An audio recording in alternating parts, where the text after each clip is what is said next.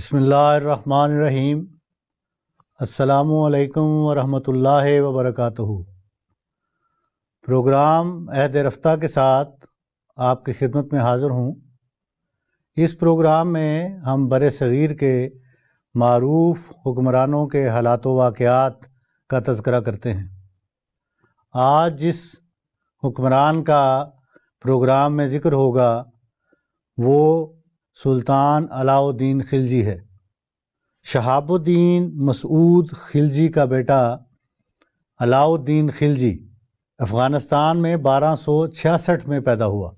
اس کا اصل نام تو علی گرشاسپ تھا، لیکن بادشاہ بننے کے بعد اس نے علاء الدین کا لقب اختیار کیا۔ یہ خلجی خاندان کا سب سے معروف بادشاہ ہے کیونکہ اس نے 20 سال تک ہندوستان پر بڑی کامیابی کے ساتھ حکومت کی ہے۔ یہ اپنے چچا جلال الدین فیروز خلجی کے قتل کے بعد اس نے 1296 میں اقتدار سنبھالا اور 1316 تک اس کی حکومت جاری رہی۔ جب اس نے اقتدار سنبھالا تو اس کی عمر محض 30 سال تھی اور یہ اس وقت اودھ کے گورنر کے طور پہ کام کر رہا تھا۔ اس کے دور حکومت میں بہت سے نمایاں کام تاریخ میں لکھے ہیں کہ اس نے بہت سی اصلاحات کی ہیں۔ خاص طور پہ مالیہ کی وصولی، ٹیکسوں کے نظام کو اس نے بہتر کیا ہے اور وصولیوں کی تعداد کو بہت بڑھایا، جس کی وجہ سے حکومت کے خزانے کو بہت فائدہ ہوا۔ اس کے ساتھ جو منڈیوں میں قیمتوں کا استحکام ہے، اس سلسلہ میں اس نے بہت سے اقدامات کیے اور قیمتیں جو ہیں اجناس کی بھی اور دوسری بعض اشیاء کی قیمتیں بھی مقرر کی گئیں حکومت کی طرف سے، اور اس کی وجہ سے لوگوں کو فائدہ بھی ہوا، عام بندے کو بھی فائدہ ہوا اور جو فروخت کرنے والے ہیں، تاجر ہیں، ان کو بھی،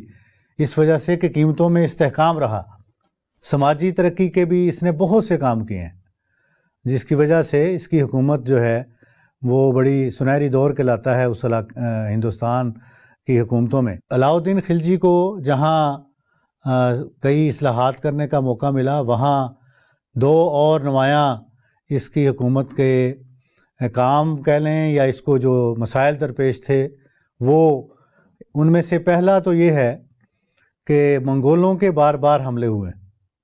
اور ان تمام حملوں کو اس نے بڑی کامیابی کے ساتھ نہ صرف پسپا کیا بلکہ ان پر فتح حاصل کی اور ان کو واپس جانے پہ مجبور کیا۔ دوسرا، اس کے زمانے میں فتوحات کی تعداد میں بہت اضافہ ہوا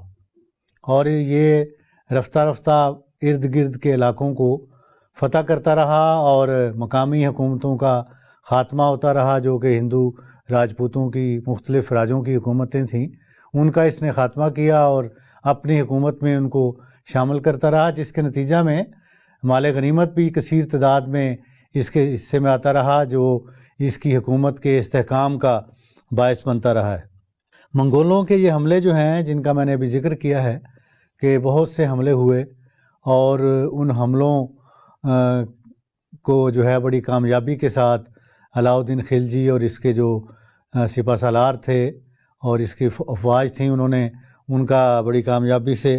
مختلف علاقوں میں ان کا دفاع کیا ہے اور یہ حملے 1297 سے لے کے 1305 تک جاری رہے ہیں۔ تو ان 8 سالوں میں اس کو ان مسائل کا جو ہے وہ سامنا کرنا پڑا، لیکن انہی کے ساتھ ساتھ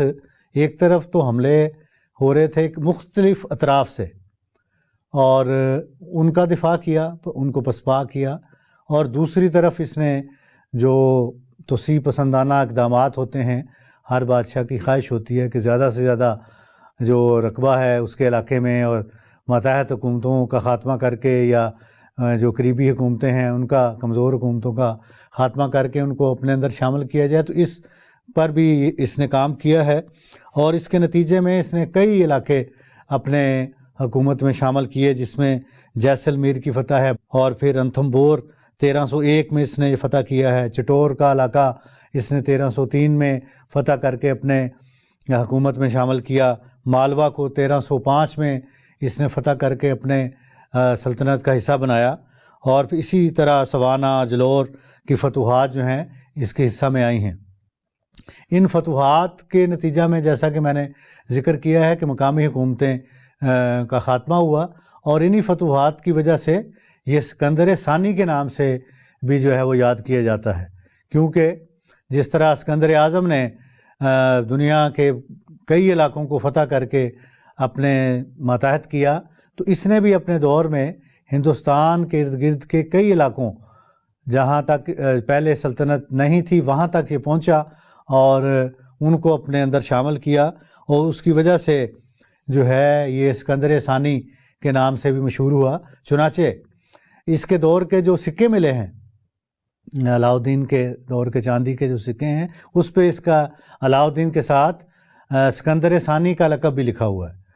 اپنی حکومت کے جو آخری سال ہے اس کا 49-50 سال کی جب عمر ہوئی ہے اس کی، تو اس میں یہ بیمار پڑ گیا، اور بیماری کے دوران اس کا جو بڑا ہی معروف غلام جرنیل تھا ملک کافور، اس پر اس نے جو ہے وہ انحصار کرنا شروع کر دیا، تمام انتظامی معاملات میں کہ حکومتی انتظامات وہ دیکھے۔ چنانچہ جب اس کی وفات ہوئی ہے 4 جنوری 1316 کو، تو یہ 50 سال کے قریب اس کی عمر تھی اس وقت، اور اس کی تدفین قطب مینار کے احاطہ میں ہی ہوئی، اور اس کا مقبرہ کہتے ہیں کہ پہلے سے تیار ہو رہا تھا، وہیں اس کو دفن کیا گیا ہے، اور آج بھی اس کا مقبرہ وہاں پہ موجود ہے۔ تو جب اس کی وفات ہوئی تو ملک کافور نے اس کے ایک بہت ہی کم سن بیٹے جس کا نام شہاب الدین عمر تھا، اور وہ ابھی بالغ بھی نہیں ہوا تھا، اور وہ علاؤ الدین خلجی کی ایک ہندو بیوی تھی، اس سے وہ اولاد تھی، اس کو ملک کافور نے جو ہے اس کا جانشین نامزد کر دیا، اور ظاہر بات ہے جو بچہ ہوگا اور بادشاہ اس کو مقرر کیا، کہتے ہیں کہ وہیں یہ جہاں بادشاہ رہتا تھا وہیں ایک منزل میں یہ بھی رہ رہا تھا، اور دربار کے جملہ انتظامات جو ہیں ان پہ اس کی جو ہے وہ گرفت تھی، اور ان کے انتظام و انصرام یہ کر رہا تھا۔ نام کا بادشاہ جو ہے وہ بچہ جو ہے شہاب الدین عمر تھا، لیکن اس طرح امور سلطنت نہیں چل سکتے، لہٰذا چند ماہ کے بعد ہی اپریل میں ہی جنوری میں وفات ہوئی علاؤ الدین خلجی کی، تو شہاب الدین عمر تخت نشین کر دیا گیا۔ لیکن اپریل میں شہاب الدین علاؤ الدین خلجی کا جو بڑا معروف بیٹا تھا قطب الدین مبارک شاہ خلجی، اس نے جو ہے وہ اقتدار سنبھالا اور ملک کافور کو اپنے راستے سے ہٹایا، اور پھر اس نے جو ہے خلجی خاندان کے جو حکمرانی ہے اس کو جاری رکھا، اور اس نے کئی ایسے کام کیے۔ سب سے پہلے تو اس نے وہ ہزاروں قیدی جو کہ علاؤ الدین خلجی کے زمانہ میں قید تھے اور مختلف سالوں سے قید تھے، بعض کہتے ہیں کہ 12 13 سال سے بعض قیدی جو ہیں مخالفین وہ قید تھے، سب کو اس نے رہا کر دیا، اور اس اقدام کے نتیجہ میں قطب الدین مبارک شاہ جو ہے وہ بھی اس نے مقبولیت حاصل کی، اور بھی کئی جو قوانین علاؤ الدین خلجی نے نافذ کیے ہوئے تھے سماجی حوالے سے اور مالیہ کے حوالے سے، ان کا بھی خاتمہ کیا۔ عارضی طور پہ تو اس کو اس کی شہرت مل گئی، لیکن اس کا یہ اقدامات ہیں یہ حکومت کے لیے نقصان دہ ثابت ہوئے۔ چنانچہ 4 سال بعد جو ہے اس کا قتل ہو گیا، اور پھر خلجی خاندان کی حکومت کا بھی عملاً جو ہے 1320 میں قطب الدین مبارک شاہ کا قتل ہوا ہے، اور اگلے چند ماہ 1-2 اور شہزادے جو ہیں وہ کم سن شہزادے حکمرانی میں آئے، لیکن اس کے بعد پھر خلجی خاندان کا 1321 عیسوی میں حکومت کا خاتمہ ہوا، اور اس کے بعد جو ہے سلطان غیاث الدین تغلق کے ذریعے جو ہے تغلق خاندان جو ہے وہ اس کی حکمرانی جو ہے وہ شروع ہوئی۔ اس کا تذکرہ جو ہے وہ انشاءاللہ اگلے دوسرے پروگرام میں کریں گے۔ تب تک کے لیے اجازت، السلام علیکم ورحمۃ اللہ وبرکاتہ۔